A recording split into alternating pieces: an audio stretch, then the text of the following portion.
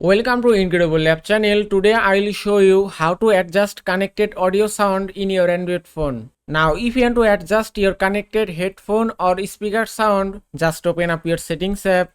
Now from here scroll all the way down and then go to accessibility. After that go to hearing enhancements. Now from here scroll down again. Now here at the bottom you can see some options. First you have to turn on mono audio option from here. Then you can adjust your left or right sound balance from here.